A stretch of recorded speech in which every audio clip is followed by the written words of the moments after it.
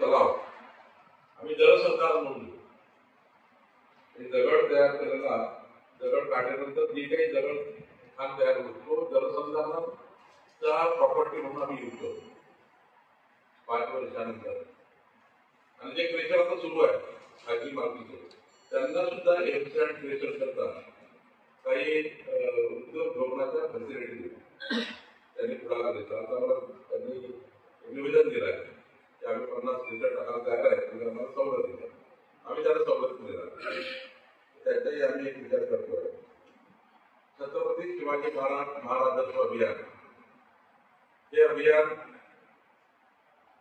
प्रत्येक महसुली मंडळ वर्षातून 4 वेळा घ्यायचं.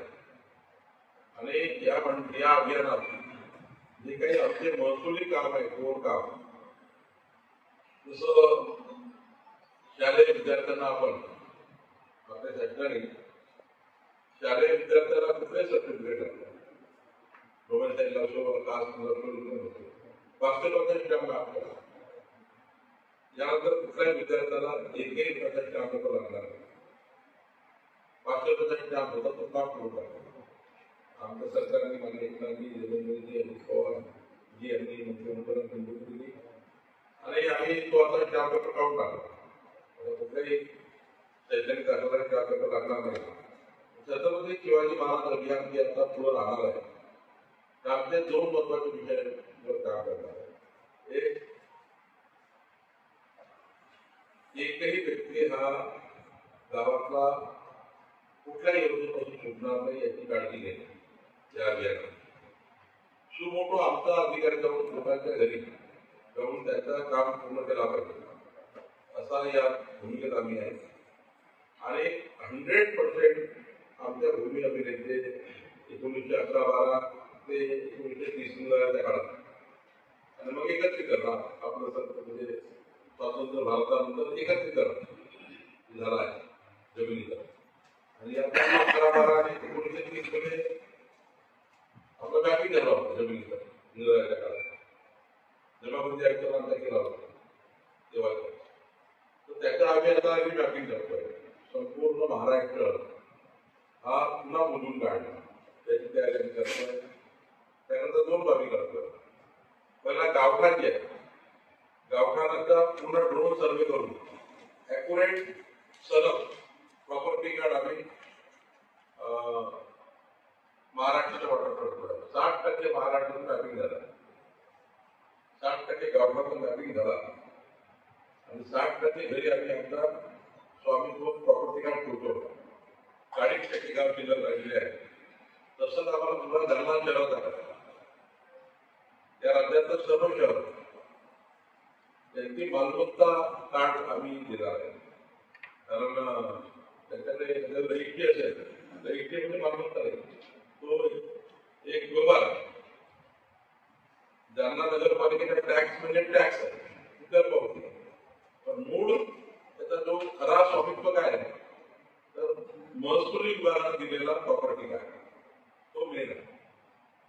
तर आम्ही आता विचार करतोय की जालना शहर आणि महाराष्ट्रातील सर्व शहर म्हणजे 2.5 कोटी परिवार यांना प्रॉपर्टी कार्ड आहे. पुढच्या काळात आम्ही विचार करतोय की व्हर्टिकल सरकार एका बिल्डिंगमध्ये जे 15 लोक राहतात किंवा 50 लोक राहतात, जमीन समजा उद्या गव्हर्नमेंटच्या नावाने आणि मालमत्ता उभी झाली आणि आम्ही रजिस्ट्री केली तर त्याच्याकडे फक्त रजिस्ट्री आणि टॅक्स आहे, त्याच्याकडे प्रॉपर्टी कार्ड नाही. व्हर्टिकल प्रॉपर्टीला सुद्धा प्रॉपर्टी कार्ड आहे. हा सुद्धा विचार महसूल विभाग करताय. महसूल विभाग हा विचार करताय की जालन्यामध्ये समजा ही कलेक्टर ऑफिसची बिल्डिंग आहे, आम्ही इथे रेडी रेटनर जेव्हा काढतो, रेडी रेटनर म्हणजे जे आपला रेट काढतो आमची आयडिया, तर तिथे झोन तयार झाला. इथे कलेक्टर ऑफिस आहे, तिथे मोठं हॉटेल आहे, तिथे छोटी वस्ती आहे, तिथे छोटं घर आहे, असे अलग अलग प्रकारचे लोक झोनमध्ये राहतात. पण आता सध्या परिस्थिती काय आहे की आमचा आयडिया किंवा आमचा जो गुजरात अधिकारी जो व्हॅल्यू ठरवतो जमिनीचा, तो झोन तयार केल्यामुळे जो मेन प्रॉपर्टीचा जो व्हॅल्यू आहे तो सर्व झोनला होता. त्यामुळे गरीब माणसालाही रेडिएशनचा रेट तो मिडियम क्लासलाही तो आणि मोठ्या हॉटेलमधला तो. पुढच्या काळामध्ये आम्ही या 5 वर्षाच्या सत्रामध्ये मायक्रो झोनिंग करतो. कलेक्टर ऑफिसच्या एरियाचा वेगळा झोन, हॉटेलचा वेगळा झोन, झोपडपट्टीचा वेगळा झोन. त्यामुळे काय होतं की जो व्हॅल्यू झोन आहे ते व्हॅल्यू झोन वेगळा होती. त्यामुळे रेखी करताना मात्र किंवा मालमत्ता विकताना किंवा मालमत्ता घेताना तर मायक्रो झोन असेल तर तेवढ्याच मालमत्तेचा त्याचा झोनचा किंमत लागेल. आज तो गरीब माणूस त्याला विकायचा आहे किंवा घ्यायचा आहे त्याच्याकडे कुठले पैसे एवढ्या झोनचे एवढ्या रेटचे.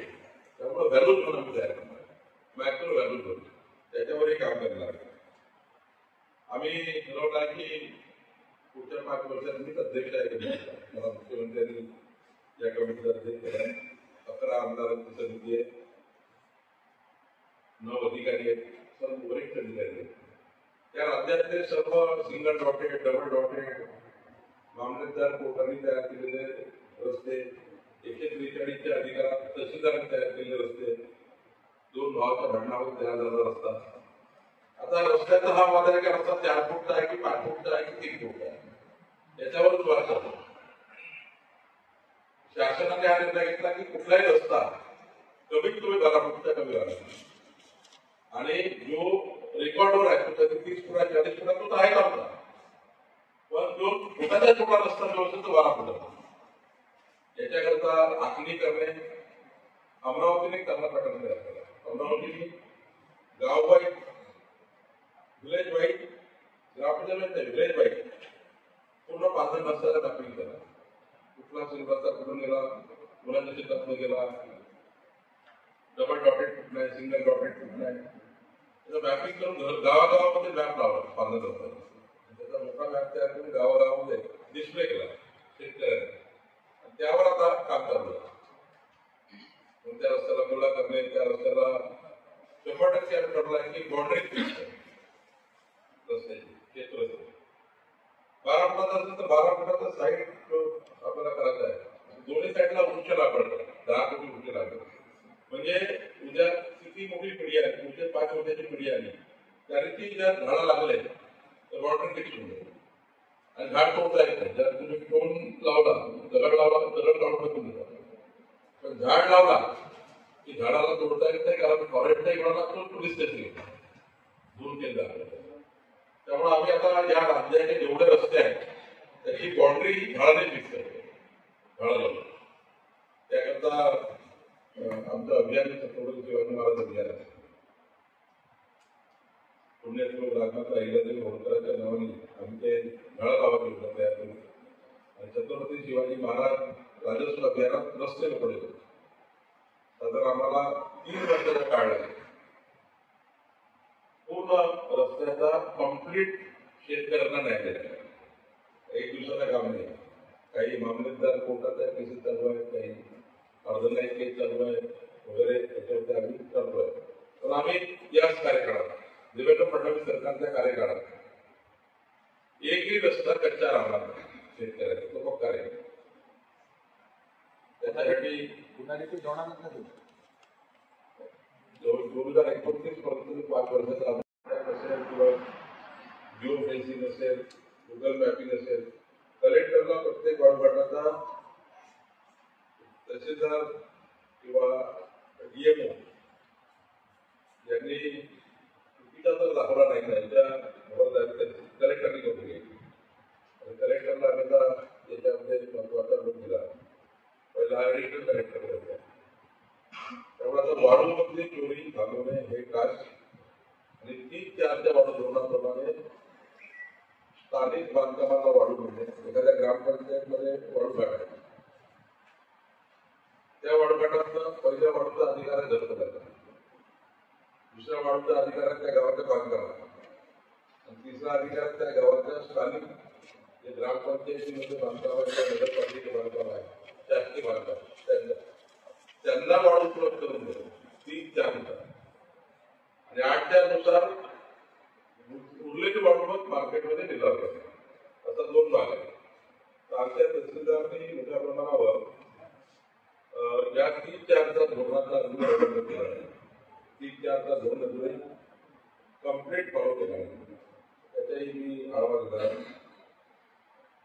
महाराष्ट्र सरकारने विचार केला की पुढचा काळ जो आहे विकसित महाराष्ट्राचा तो नैसर्गिक वाढवर नसावा, तो एअरसॅटवर असावा, दगडावरून तयार केलेली वाढ. आणि ती वाढू तयार करताना ती कुठल्या क्वालिटीची कशी करावी याचा स्पष्टता याचा हिशोब यावी इश्यू केला. म्हणजे जी एअरसॅट ऍक्च्युअली वाढू आहे दगडावर तयार झालेली वाढू ती कशा क्वालिटीची केला पाहिजे. उद्या गव्हर्नमेंटचं सर्व बांधकाम पुढच्या 5 वर्षांनी एअरसॅटवर झाला. पुढच्या 5 वर्षांनी सरकारी सर्व बांधकाम हे नैसर्गिक वाढ होणार एअरसॅटवर म्हणजे कृत्रिम वाढ होणार. आम्ही शासनाचा निर्णय 50% करायला केला आहे. 50% बांधकामाचा फरक केला. त्याचा 50% ही वापरावी ती वापरावी 50% नैसर्गिक. तर तुमच्या काळात 100% करतात. कारण NGT नॅशनल ग्रीन ट्रिब्युनल हे धीरे धीरे बंधन आणत आहे. नद्या तोडल्यावर नदीची वाढू काढल्यावर आता बंधन सुरू झालंय. त्यामुळे पुढचा काळ हा कृत्रिम वाढत आहे. त्यामुळे काय जिल्ह्यात 50 नवीन इशारा दिलेला आहे. त्यामध्ये उद्योगाच्या सर्व सवलती इंडस्ट्रीच्या सर्व सवलती आम्ही या एअरसॅटला दिला कृत्रिम वाढूला देणार. ज्या ठिकाणी क्रेशर आहेत